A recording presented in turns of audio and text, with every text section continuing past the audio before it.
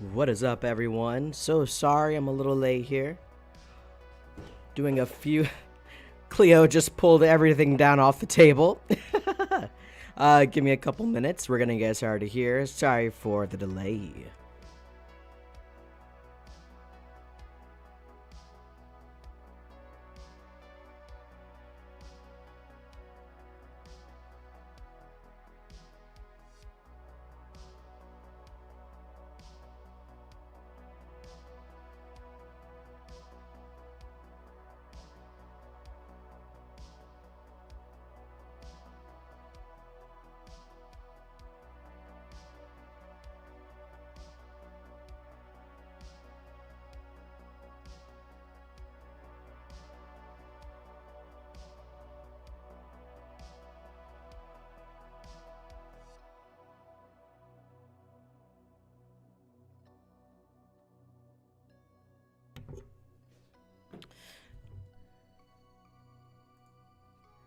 Hello. You messaged me on Twitter? Yeah, just finished getting everything all set up. Was having some issues with frickin' what's it called? Streamlabs. But we are all good to go now. We're going to be getting into all the spoilers for Wrong Turn 2021. And if you haven't seen the movie yet, and if you don't want any spoilers, keep that in mind. We're going to be going into all the spoilers. I also did a review on it. If you're curious about my thoughts, you should be able to find that under like my recent uploads and stuff like that. Hey, I just did one right now as well. I have thoughts like, why doesn't that dude ever take situations seriously? I thought you forgot. Oh, yeah.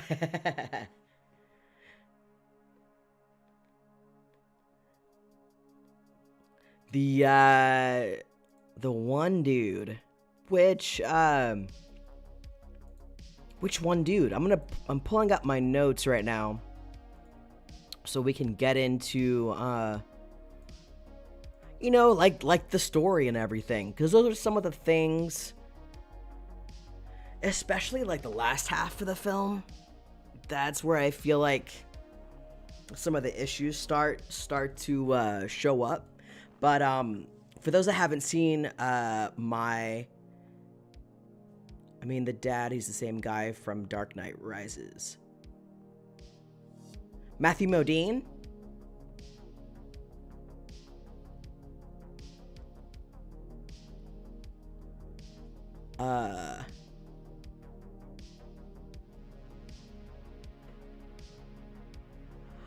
I guess I'm not quite following you, Slasher. I'm not quite following what you're trying to say. Just saying, looking good, dude. Hey, thanks, man. I appreciate it, dude. I'm actually gonna take this off. I'm getting a little hot. But yeah, we're gonna be getting into spoiler territory for this video. Probably stream for about an hour or so. My review, I'm kind of down the middle for Wrong Turn 2021. I didn't hate it, but I didn't love it. I thought it was good. I thought it was fun. But I didn't think it was perfect. Has a lot of issues. Your spoiler-free review has me pumped to see it. It's a good time. It's like a solid weekend rental. But I can totally see, like, if you've seen all the rest of the films being like, having this be like your favorite. Because I've heard that the others in the franchise aren't that great. I haven't seen any of the other Wrong Turn films except for the first one and this new one. But you know, I feel like we need to start from the beginning with Wrong Turn. So we've got our cast, which I really dug the cast, and they're led by Jen. Then there's her boyfriend Darius, Mila, Adam, Gary, and Lewis. course, they go to the small town. They're gonna go hiking in the Appalachian Trail. They get their harbinger of doom saying, "Don't stray off the trail. If you need a guide, I'll help you out." So you get all those, the harbingers of doom. Don't do it. And I really liked that setup. These folks are just not. They're ill-equipped to go up into the mountains, and they've already gotten their warnings not to go off the trail. So once they go off the beaten path, which is about 20 minutes in, that's when shit starts to pop off, which is like probably the biggest thing I liked about Wrong Turn 2021 is that things start happening pretty much right away. So the dad went to get the daughter, but he didn't bring any of his own guns. I was expecting more of Dennis Hopper in Texas Chainsaw Part 2. I didn't expect any of that. Because the movie didn't give me that feeling at all, that he was gonna go guns blazing. How he approached this situation seemed in character to me, that he wouldn't go guns blazing. If he did act like Dennis Hopper from TCM2, then I feel like the film would have gone totally in the shitter. But that's my opinion. So at that 20-minute mark, I love this first kill and this first action scene. It's pretty brutal. And I like the fact that it's not constant brutality and constant gory violence. When those moments happen, they feel impactful, because this film is very different from the rest of the ones. The film looks like it had a healthy budget, and that's always a good thing. Absolutely. Had a good budget behind it, had a good cast as well. Very strong cast. I really liked the action sequences and how they were all constructed, and the cinematography and the choreography for those scenes. With that giant tree log coming down the mountain, I loved that. I thought that was a great way to introduce us to some of the crazy shit that's about to go down. And so our first kill of the movie is Gary, and man, we don't see the kill, but we see the aftermath, and the aftermath is brutal. Dude's face is all crushed up against the tree, mangled, and his poor boyfriend Lewis has to see his dead boyfriend like that, and it was messed up, but it was a really effective kill. And the way all the characters reacted was that just felt more real than a lot of other horror films that could follow in the same footsteps of these films, like the Wrong Turn films. And I like the fact that we start getting the little sprinkles of information coming in about the Foundation, and finding that 19th century plaque talking about the creating of this group. Off-screen deaths are awesome if done right. Exactly.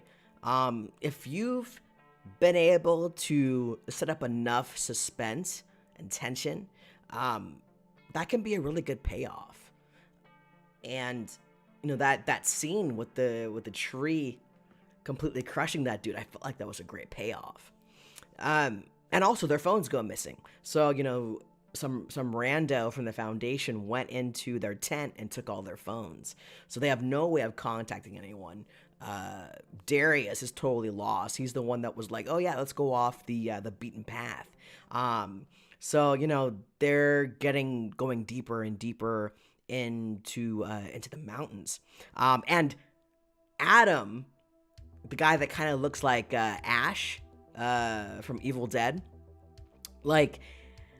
him leaving his girlfriend Mila like he did when that tree is tumbling down, we know already, that it's just not, it's not gonna be pretty for her. He's gonna leave her at a moment's notice. Hey, what is up, King Nate Gore?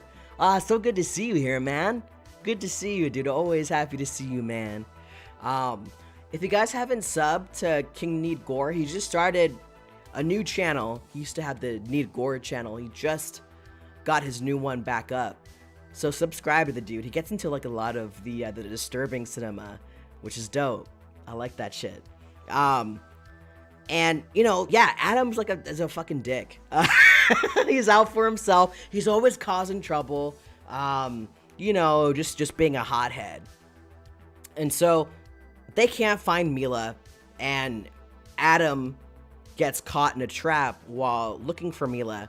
And that's the scene where he gets caught in that little metal trap, gets pulled underneath where, you know, they can't find him. And so Jen, being like the sensible one, was like, listen, we can't just go in there, go looking for him. We gotta have a plan. So I'm gonna put a marker here, and we're just gonna keep walking and try to find our way out of here. And further down, that's when they see, that's when they find that, like, big, not a house, but it's like a barn type deal, with, like, hiker's gear and all that kind of shit. This takes place on the Appalachian Trail, right? Yes, it does. It does. And they go off the trail. They were told by the Harbinger of Doom not to do that. And, you know, I that was a little nod, I felt like, to the original Wrong Turn film with, like, all the hiker's gear, like the glasses, all that stuff. And then they see two of the dudes in the Foundation with Adam with a bag over his head. So, you know, they go to save old boy. Bruh, this is like the first time I've seen you, I think. It's crazy. And thanks, keep doing your thing. I know, I never show my face. I'm the disembodied voice. I'm the disembodied voice. But when I do these live streams from time to time, you get to see all this. All this. But yeah, man, I'm always happy to shout out your channel, because, you know, you do good shit, man. I always dig your shit. But yeah, they like drop Adam down, and these dudes are like speaking a completely different language. But Adam's able to get back up, starts bludgeoning this other dude, one of the dudes in the skull masks, and just turns his head into fucking pulp. And that was pretty brutal. And, you know, all of his friends are just standing there in shock. And yeah, it was overkill. Because at that point, you know, you don't really know who these people are. You kind of assume that they're bad guys, just like, you know, our main characters. But as the story progresses, we find out a bit more about who these people are.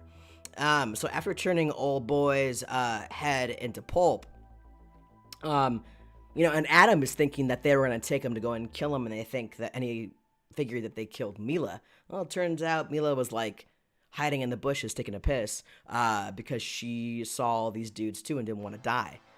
Well, they start getting surrounded, and old boy Adam leaves Mila again, just like he did when the tree came down the hill.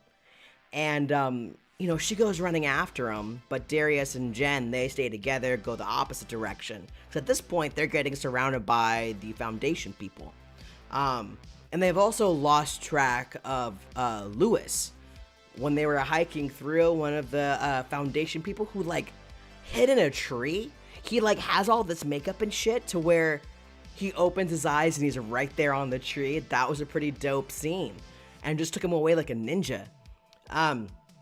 And I really liked the suspense for this scene, you know? You can kind of see glimpses of these people running around through the forest and the trees. You know that you're hearing stuff all around you. Dude, the Appalachian Trail has so much crazy shit happen on it in real life that it makes it more believable. I know nothing about the crazy shit that happens on the Appalachian Trail at all, but I did find it a lot more believable than inbred cannibal hillbillies. I did. To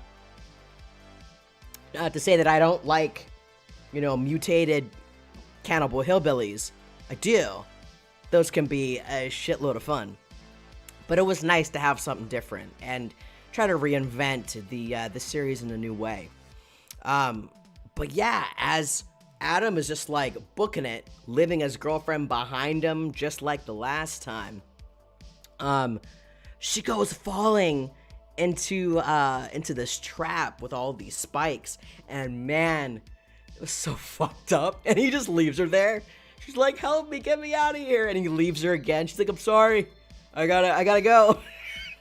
And she's our second kill of our group of kids, with an arrow to the head. That's off screen, but everything leading up to that with the spikes through her body, like that was pretty brutal. And she got, but he helped her. She said, "Help me," and he shot her in the arrow with a head. I mean, there's not much you can do at that point. You got spikes through your whole body. It's funny that like the first thing that I went to when I saw that was the hunt. When that one chick falls into the spike pit, like when she falls in there and she's like, "It's my birthday tomorrow. I'm gonna eat a whole pie." Like just shit like that is what I thought about during that scene. But at this point, that's when, the rest of the group, which is basically Jen, Darius, and Adam, they get captured by the Foundation. And I feel like at this point of the film, when we meet the Foundation and everything, them being held underground, waiting for whatever is gonna happen next, I really like that tension being built up, that as they're being led into this camp, they see that, they have freaking a blacksmith. She even sees the people from the town, like a little girl named Ruthie. And even the chick that she bought the bracelet from. She was the one that was like giving her water when she was down in that hole. And I really dug that once they get into the trial aspect. That was really interesting to me. And like the whole sentencing thing. I just found that to be so interesting. Hey, what's up? Scott! What's up, my man? How are you? I'm so happy to see you, dude. My buddy Scott. Yay! We're talking Wrong Turn spoilers, the new Wrong Turn movie. And we're at the point of the film where the last four of them, so it's also Luis with them, are on trial for the dude that had his head turned into pulp by Adam. And that's when we meet like the dude that runs the Foundation, and his name is Cullen. And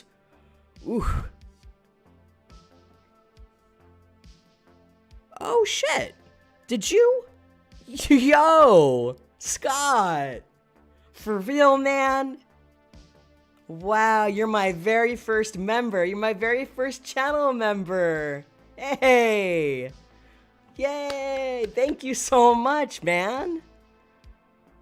Aw, that makes my heart so happy. Oh, and I can see the little badge. Yay, my badges I made. That's so cool. Thank you, man. Thank you. Wow. I'm like, thank you. Love you, man.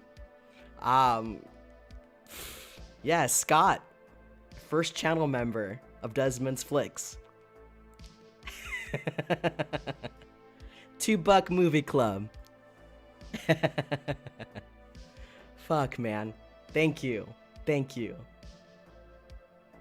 Yeah, dude, there's like loyalty badges for the 1 month, 3 month, and 6 months.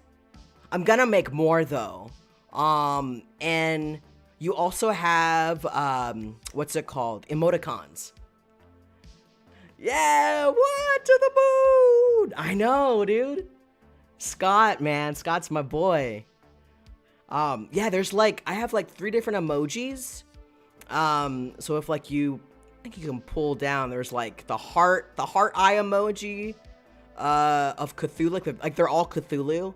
One is the heart eye emoji. One is the laughing Cthulhu, and then there's a crying Cthulhu, I think. Yeah. Is this your first live stream, or am I just late as fuck? I haven't done a live stream since like Christmas time. It's been a few months. It's been a while. So it's been a minute since I've done a live stream. I tend to like go off topic constantly because I'm stoned. I'm stoned when I get on here. Just like when I do all my reviews. So whatever just pops in my brain, I just start saying shit. But yeah, I love the whole court thing. That was really cool. And Cullen is basically letting them know, like, yo, you guys are, being charged for murder. And, the rest of the folks are like, yo, this isn't a real court. And Cullen's like, no, this is a court. And you murdered someone. So your buddy is going to stand on trial. And you're going to have to tell the truth. Maniac Cop trilogy. We got to do that. Absolutely. Maniac Cop. We did do a live stream of that. Oh my God. Once we got to Maniac Cop 3, I wasn't here anymore. I hear that. Hey man, sometimes like some of these movies, if they're like really bad, just like getting really stoned makes it so much more fun. Just but basically Cullen's like, all right, so we got witnesses that said that you killed this dude, that you had no cause to kill him, because they really didn't. They hadn't done anything to them. They basically explained that, that trap that Adam got pulled into was for capturing, animals for, their food. The third Maniac Cop was definitely rough. Yeah. I don't remember much of it. Probably because I was stoned to the point that I had left my body. I wasn't here anymore. But yeah, there was, dude, yeah, Texas Chainsaw Next Generation. I love that movie. I don't care what everyone says. That movie's fucking hilarious. I can't wait to review it. In case folks don't know, Scott was an executive producer on my channel, and he requested the Texas Chainsaw Massacre franchise. So I'm going to be getting to reviewing all those like sometime in March.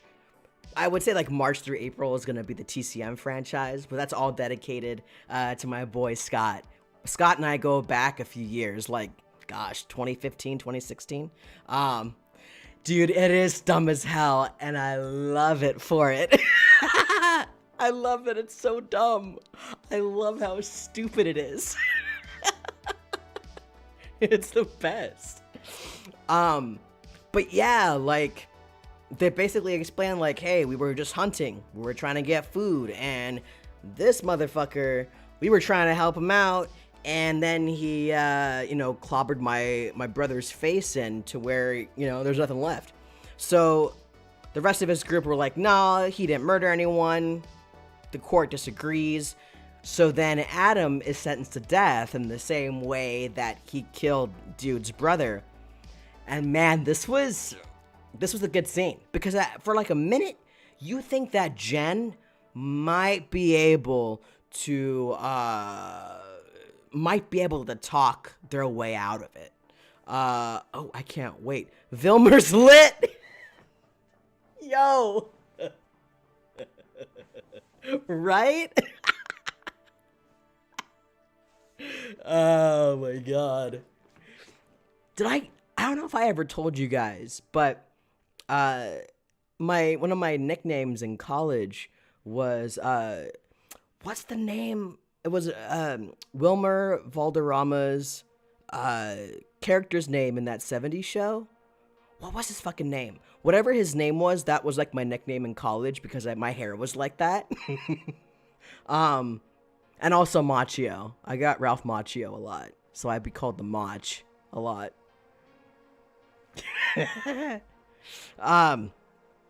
But yeah, so you think for a second that Jen might be able to talk her way out of it, but man, no go. Freaking clobbers Adam right in the face, nothing left, just turned into just nothing. And it was a really good kill. We don't see, oh, Fez, yes! That was I used to get called Fez a lot in college. Because my name is, Desmond, so it was Des, Fez. So witty. Robert Jacks was the poor man's Leatherface. Robert Jacks. Wait, I'm showing my lack of knowledge about this right now. Robert Jacks. But yeah, that kill, that Adams kill, and then like the aftermath, really well done. Good suspense there. And I also liked, you got Donald Glover. Oh, you know what? I can see it. I can see that. I can totally see that. And he's a good looking dude, so hey. Can't complain there, right? But yeah, like, I also like the fact that, they get sentenced to darkness, and poor darkness. They get sentenced to darkness. And, which one did he? Oh, wait, that's right. I couldn't remember his name. Got it. Didn't he, like, pass away shortly after Next Generation? I remember reading something about that, like a few years afterwards he passed away. But yeah, like, that was a really good suspenseful scene. I like that Luis basically got his eyes burned out, sentenced to darkness, and they throw him into that pit, which later is fucking nightmare fuel. That was well done. And, I like how Jen basically talked her way out of getting, her eyes burned out of their sockets and thrown into a dark pit. She basically says, hey, Darius, he works for a nonprofit, does sustainable housing. You can use him. He can help you build. You always need repairs. He's a hard worker. And they're like, all right, well, what can you offer?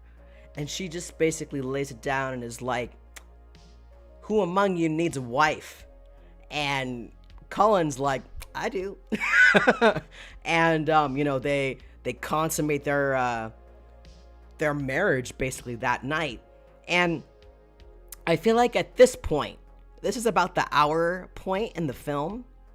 This is the point where I feel like the film starts to lose some steam when we keep going back and forth between Jen and her friends to, Matthew Modine, the dad, looking for her. I feel like the film starts to lose a bit of its momentum moving forward. It was a few years later, 2001. Oh, wow, okay.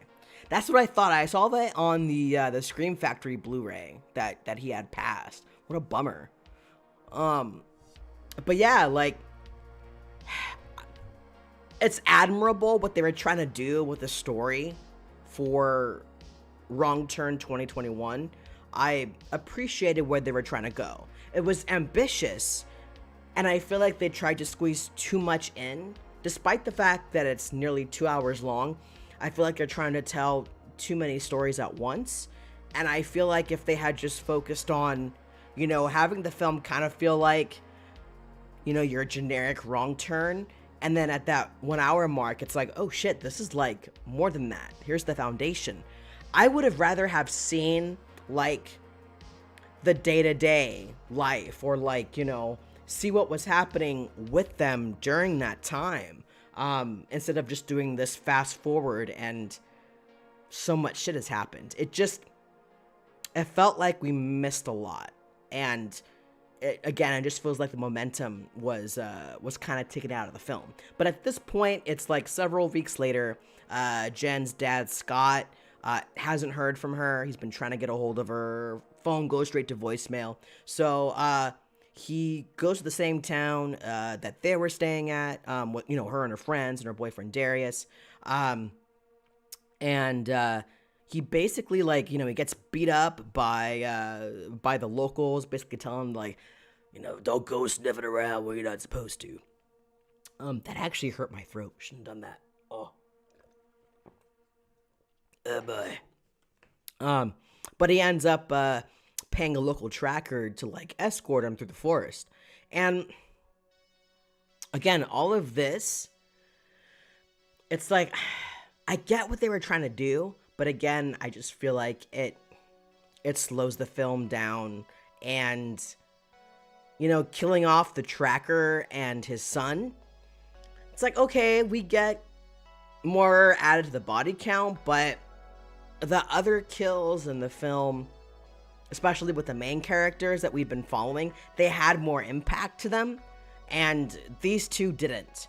And it's like, and if you're gonna add in characters that we don't really care about because you haven't really built them up, then at least give us like a good gory kill with it. But we don't see anything, which is kind of a bummer at that point. I would have liked to have seen, more blood and gore at this point, because the dude has like that big giant tree fall on his head with the fucking spikes. Like, that would have been gnarly, but I digress. So at this point, that's when Scott is like, he grabs a gun from old boy that's dead and starts to try to find Jen. Because he knows about the foundation. The people in the town told him about it. And that's when he gets captured by the foundation people. And while he's, basically being brought in to the foundation, he sees Darius, and Darius is like, has a huge beard. He's not even talking. He's like totally in this community. And then Scott, the dad, gets shot with an arrow, and it turns out frickin' Jen shot the arrow, and she's basically turned into to Katniss Everdeen, which I'm like, all right, that's cool, but I would have liked to have seen that. Like, I feel like it was a big missed opportunity to just, like, they should have just focused more on our central characters instead of going back and forth, in my opinion, between our central characters and then switching over to the dad, because I didn't get invested with the dad. I like Matthew Modine, but it's just not as interesting of a story, whereas I would have rather have seen what's going down in the foundation, and have some other kind of issue arise, something like that.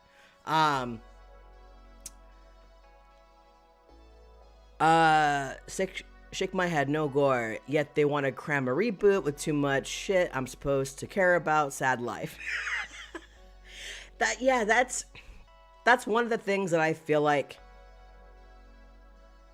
could have made this film just a little bit better. I would have liked some better kills, because I feel like there's so much potential.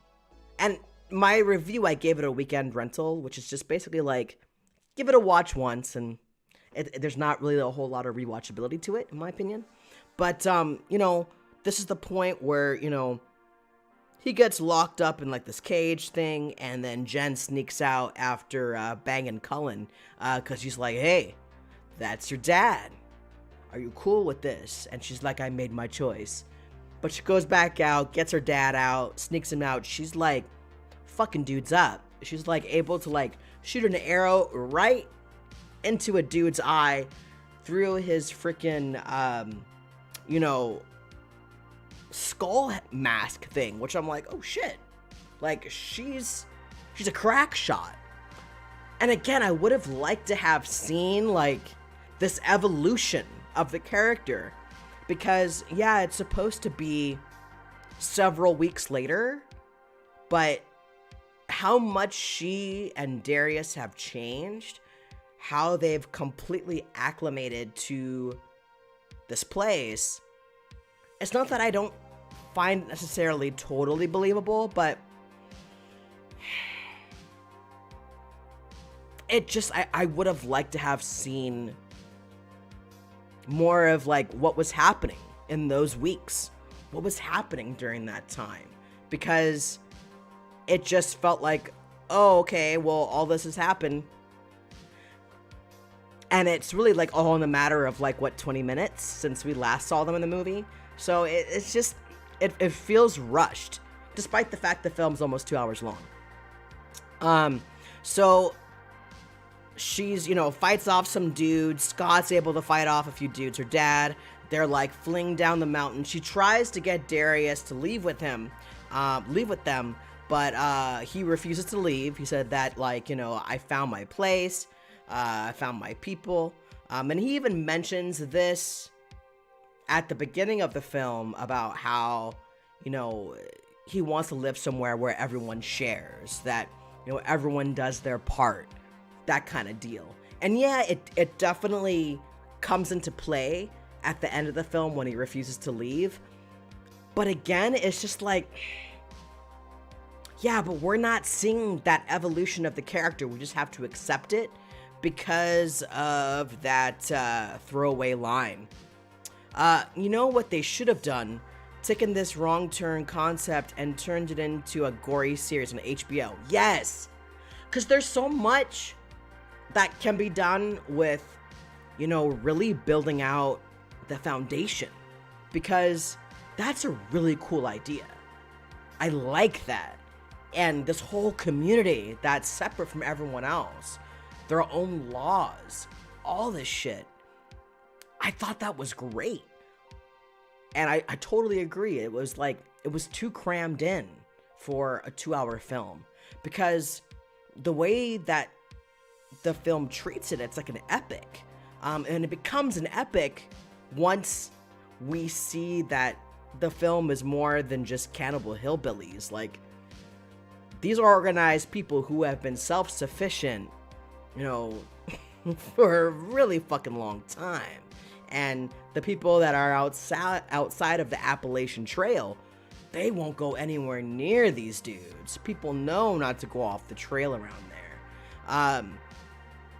So there was a lot of really cool lore that could have been explored that I feel like was just glossed over. And character motivations and, background characters and just development in general of the characters, it wasn't there. And Jen doesn't really show herself as being like this crack shot of, being able to shoot an arrow like she does. That's why, again, I would have liked to have seen how she got to that point, because that was interesting to me. I tune in or do a Hills Have Eyes series. All those hillbilly mutant movies would benefit from a series. Dude, that like legit makes me want to go back and watch The Hills Have Eyes. The remake, that movie's dope. I love that movie. A fucking dope ass movie. But yeah, as they're like, they leave Darius behind, they're fleeing down the hill. She tries to get that girl Ruthie to come with her, but she's like, no, I'm gonna stay here. And they basically run into this dude, Nate, that they had met at the bar earlier in the film. And it's the same dude and his gang that beat up her dad. And they're able to like get in their Jeep and drive off. And Cullen is like behind him, but not able to make it in time to get her. So we fast forward several months later, and Jen and her dad, they've returned to their normal lives. And as Jen goes back to her stepmom's house, but shocker, she finds Cullen and Ruthie there. And the stepmom is letting her know, oh yeah, he's moved in next door. Meet so-and-so and his daughter. They're moving into town. And I didn't like the fact that this turns out to be a dream sequence, or a daydream sequence, or a fantasy sequence, or maybe it's her thinking out the other possibilities. Because I always feel like when filmmakers do this, I feel like it's cheap. But what happens is, she basically says, Colin, what are you doing here? Get out of my house, blah, blah. And they, like, you know, she tries to fight him. He ends up killing her stepmom and her 2 stepbrothers. She stabs the freaking knife into his head. And then the stepmom starts talking. And then she snaps out of her daydream. And that was a point where I was like, oh, come on, really? You're gonna do that? You're gonna do, oh, it was a daydream? None of that happened. That dope-ass action sequence didn't happen. Okay. So that was kind of lame, but then she's like, all right, let's go. Don't hurt my family. I'll go back with you. And he even mentions, looks like you're eating dinner for 2, because she's pregnant with his baby. So he wants to bring her back to the foundation so that she can give birth to their baby. So they get back into the RV, and then the title card comes in with the credits. And I'll be real with you. At that point, I was like, are you fucking serious? This is how they're going to end the movie? She just goes back after all that? I was, like, about to get pissed. But there's actually a scene during the credits, which I have to give them credit for. I do like this end credit scene. So, basically, we see the RV driving down the street away from the house, and then it starts swerving everywhere. We then see, and it's all like a shot from far back. We then see Cullen running out of the RV, and then freaking Jen coming out behind him, and she just starts wailing on him with a knife. Kills that motherfucker, and then kills this other dude that comes running out of the RV. I think it was like the driver. After she kills him, Ruthie Jean comes out, takes her hand, and then they start walking back to the house. And that's how the film ends. That's basically, like, all the spoilers and everything that happens in the film. I feel like it was overly ambitious for what the film was.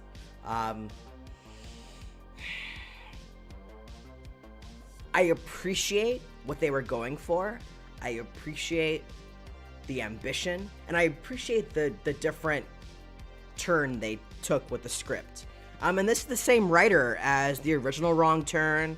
He also wrote Halloween 4, The Return of Michael Myers, which is one of my favorite Halloween sequels. I dig that one. The Mask sucks, yeah, but everything else about that film is pretty cool. Rapid Fire with Brandon Lee, which I think is a super underrated action movie. But he also did X vs. Sever Ballistic, the one with, what's her name? She was in Charlie's Angels. Yeah, it was Ballistic, X vs. Sever, Lucy Liu, and Antonio Banderas. It's like one of the worst movies ever made. He wrote the script for that. So, take it a little, you know, keep that in mind. But again, I feel like there was a lot of really good opportunities. There was a lot of good foundation laid down in the film. But it just felt like it tried to do too much within that hour and 56-minute runtime. They just crammed too much in. And there's a lot of, telling us what happened rather than showing. Like, when Jen and her dad are leaving the foundation, and they have, like, this moment where they can talk, which, just kind of feels a little forced. It feels like an exposition dump to be able to explain why Jen has changed as much as she had. But it feels like it's just there to explain away why she's acting the way she is, which is just like being fucking brutal and taking dudes out without hesitation. And I mean, it's brutal, she does like stab this one dude to death like crazy. But the shit he says to her about like how, after they burn out your eyes and shit like that, I'm gonna take you and use you for my own. Like, you can tell that some shit has gone on between the two of them. Besides, the whole court thing, besides, him like snooping around their car before they went to the foundation. There's more that happened during, those weeks that they've been gone. And it felt like there was like a lot of missing plot and a lot of missing story. And I just thought that was weird. It seemed like a big missed opportunity. And that's why I gave it a weekend rental. I watched it twice, just so that, as I did my review, I could make sure that, I really caught all those little tidbits. And on a second watch, it wasn't on as good. It was just like, yeah, this doesn't really have a whole lot of rewatchability, at least in my opinion. But again, I haven't seen all the Wrong Turn films. I've only seen the first one, which I love. But, I do plan to watch the rest of the Wrong Turn movies because they seem like stupid fun. And I've heard that they're pretty gory, and that's always a plus. That's always fun. But yeah, that's pretty much all my thoughts on Wrong Turn 2021. I think it's fine. I don't think it's terrible. I don't think it's great. I think it's perfectly fine. And if you're bored and you're looking for a new movie to watch, you could do worse. You could do worse. As it stands now, you may actually see on my Letterboxd, because I think I gave this a 3 out of 10 or 3 out of 5 on Letterboxd. Excuse me.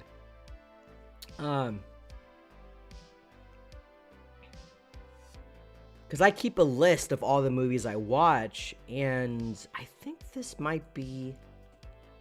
Yeah, this is like at number 5 on my list so far. Number 1 for me is Saint Maud. I thought Saint Maud was fucking brilliant. I love that movie. I've seen it 3 times at this point and loved it every single time. And it got better with every watch. With Wrong Turn, it's in my opinion, it's like a one watch type of movie. Watch it one time and but Saint Maud was dope. The Queen of Black Magic, which is streaming on Shudder, that's an Indonesian horror film. That was excellent. I really dug that movie. Definitely check that out if you have Shudder. Psycho Gorman was fun. That had some good gore and kills in there, good practical effects. Kind of like made me think of a gory version of the Mighty Morphin Power Rangers. Dude, I thought Saint Maud was dope. I loved it. I thought it was super creepy. Like, it was terrifying because she needed someone, man. It shows you how terrifying loneliness can be and mental illness gone, untreated. And, someone who doesn't know how to process trauma, how they can turn to, extremes, hers being, to the extreme of religion. And I won't go into spoilers, but man, it's uncomfortable to watch. But it's so fantastic. Like, Rose Glass, she hit it out of the park with her first film. It's pretty incredible what she was able to do with a first movie like that. Psycho Gorman was a ton of fun. I had a good time with that. I liked Willy's Wonderland. I thought that film was a ton of fun. That's also has some good gore in it. Good action scenes. No dialogue whatsoever spoken by Nicolas Cage. Not once. Which, it was fine to me. Like, it didn't really bother me that he didn't talk, because he was acting crazy throughout the film, but he wasn't like peak Nicolas Cage crazy, you know what I mean? Yeah, the ending for Saint Maud, man. I was not expecting that. I was not expecting that. It was a shocker for sure. Fuck. I'm gonna have to watch that movie again soon because I really do think that that film is a masterpiece. I really, really do. Wrong Turns at number 5 on my list, and then near the bottom of my list. And I didn't think it was a bad movie. I thought it was fine. Hunted. That's on Shudder as well. I thought it was fine, but the whole like fairy tale element, I guess, that they're trying to add into it didn't really work for me. There's a part where the chick gets like hit in the face with like a blue paintball, and she like rubs it all over her face and just keeps attacking. Like, I couldn't help but laugh. I was like, yo, you just got shot in the dome with a paintball. Like, it didn't phase this chick. It was hilarious. So I thought that was okay. That's like, if you're bored and you have Shudder, a good background movie, I guess, for when you're doing laundry. But I felt like it had a pretty good setup, but it just didn't keep my attention all the way through. I can't really remember a whole lot about it. I just didn't really find it to be that interesting. And at the bottom of my list, and this isn't a horror film, it's just, this is kind of like my general film ranking. At the bottom of my list was Run, Hide, Fight. Yo, that movie sucked. It was basically like, those like knockoffs, those knockoff Die Hard movies. Well, that's basically what this movie is, but like an even worse knockoff of those knockoffs. Run, Hide, Fight is just a trash fire of a film. Would not recommend it. I found it on YouTube somewhere. Someone uploaded it, and it was just like, yeah. Not a new film, but check out The Other Hell sometime. Cheesy, colorful, satanic non-flick from the 80s. I've been meaning to watch that. I like turned it on a late night one time, and didn't get to finish it because I was too tired, but I definitely gotta watch it. I want to watch like some nunsploitation movies. Speaking of like exploitation films, this weekend I'm gonna be watching the Angel films 1, 2, and 3. I picked them up from Vinegar Syndrome during their like Black Friday sale. Slasher and Sue says Saint Maud, sleepy face, throw up. I guess he didn't like it. I dug it. I thought it was great. I'd pick that over Wrong Turn any day. Thought it was a better film, but hey, to each their own, you know what I mean? I'm really looking forward to Slacks that's coming out later this year. Well, I don't even think later. I think it comes out next month. But it made like its rounds at the festivals. I've heard a lot of buzz about it, but it's basically a killer pair of jeans, and it literally kills people in this movie. And I'm so excited for it. Like, I love shit like that. Anything that has like an off the wall, creative, funny, cheesy storyline, I'm into it. Angel Trilogy's chill. I'm looking forward to watching it this weekend. I've been meaning to watch them. I love movies like that. But also like I love this fucking movie back here, LA Wars. LA Wars is the shit. I love that movie. And Savage Dawn is also dope. I got those from the Vinegar Syndrome. I think it's like the archive collection. I forget. I gotta plan a video where I go through like my collection, because I've got a massive movie collection. I've seen your collection in the background, Gore, and it's like legit. You've got some legit movies in there. I don't know how you watch the Vomit Girl trilogy. Like, I don't know if I could do it, man. Even the fucking, oh, what's it fucking called? August Underground. Like, fuck. I love extreme cinema, but I haven't gotten myself to get to that point to watching that. Like, I'm kind of scared to watch it. But then it's like, I love, you know, Martyrs. And I know, like, people hate it when you talk about this movie, but I think A Serbian Film is a really fucking well done movie. I own it from the Unearthed Films release, and I think it's a fantastic film. And those are, like, you know, some films that I think are incredibly well done that are disturbing. But I have heard, like, you know, the August Underground stuff is like fucking wild. I've seen a few clips of it, and I don't know if I could do it, but man, props to you for being able to do it, man, because I don't know if I could. But yeah, Slacks is another movie I'm looking forward to in March. Of course, Candyman later this year.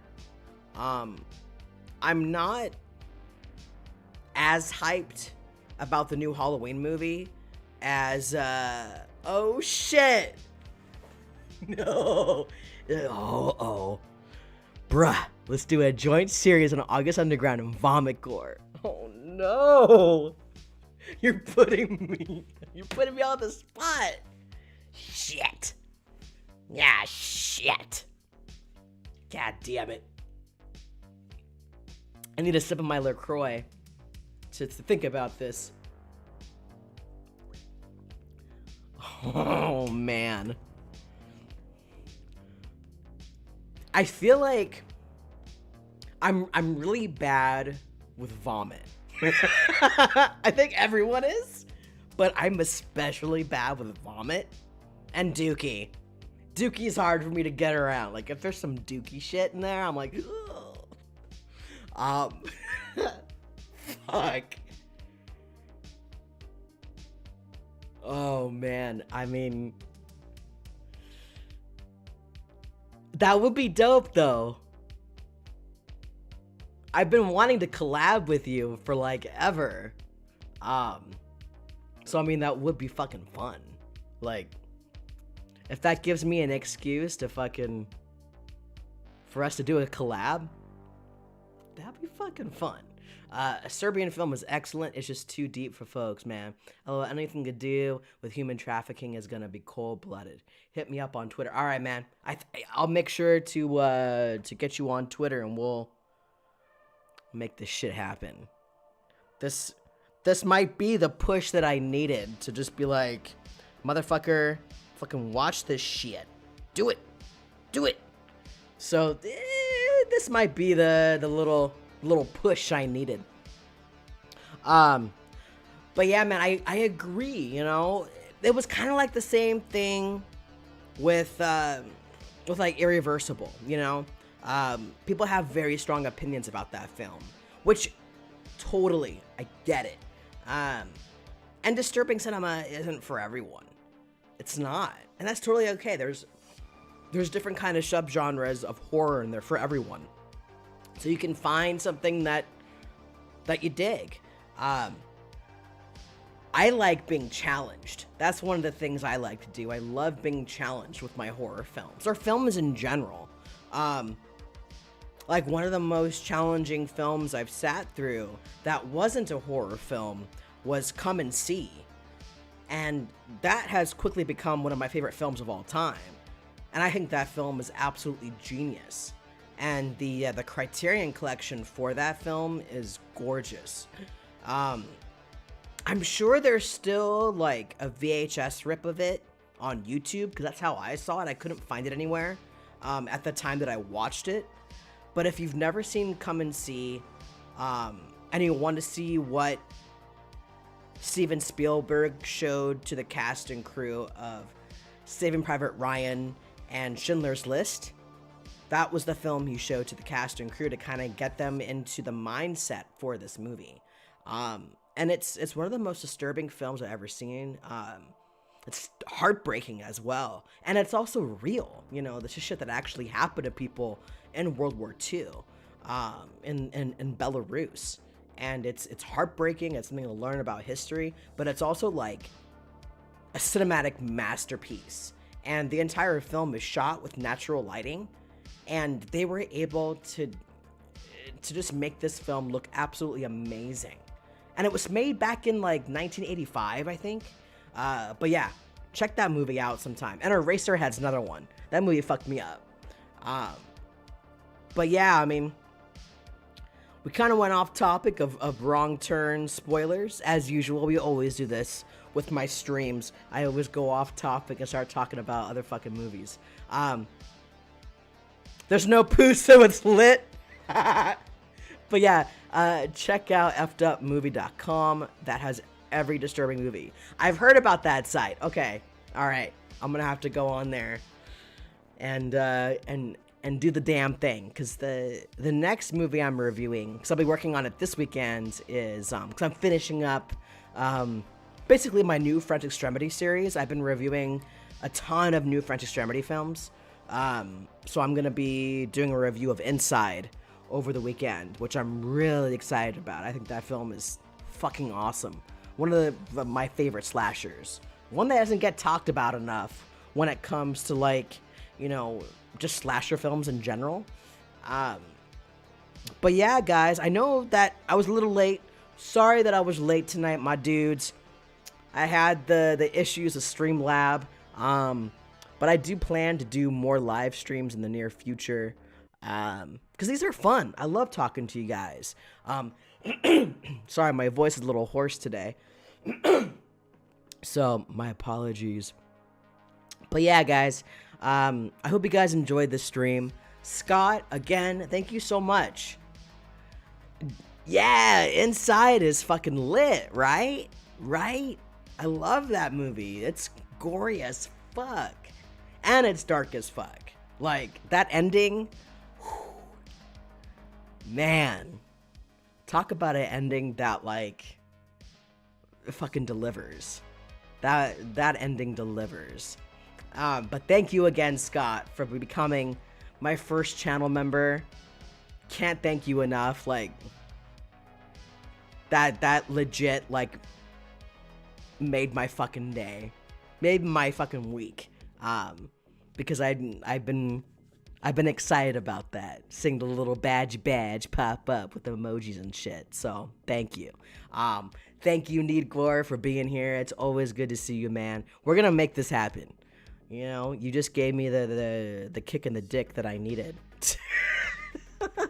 to fucking watch these movies. Cause it's like, if I'm gonna go down the path of disturbing cinema, might as well go all the way. Slasher in Suits, thank you for stopping by as well, man. My buddy Burton, local legends Burton Moran, thank you for coming by, my dude.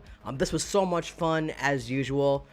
If you guys like these live streams where I just kind of shoot the shit and we just like chit chat, let me know, and I'd be happy to do more. We could do another watch party like we did during Christmas, which was a ton of fun. So thank you all again for stopping by. I love you guys. Always appreciate you guys watching my videos, giving the support, subscribing to my channel. Don't forget to enter the 2,000 subscriber giveaway. That video was pretty recent. You should be able to find it in my uploads. That came out a few days ago. So just leave your name on the video. Subscribe to the channel. If you want more entries, you can become a channel member or a Patreon subscriber. But otherwise, my dudes, thank you again for coming by. Much love to each and every one of you. Have a fucking awesome rest of your Friday night. And I got you. I've got to review all these movies again anyway. Hey, man. We're gonna make it happen, man. And I'm just glad that you just keep going, dude. You just keep fucking going, and I'm happy that you're still on YouTube and doing your thing, because you know the community needs dudes like you know what I mean? You keep it real. I may not always comment. I'm one of the lurkers. I'm a lurker on a lot of people's YouTube channels. But you know, I appreciate the fuck out of your content. And always love seeing you, man. I'll see you guys next time, and keep a lookout for my review of Inside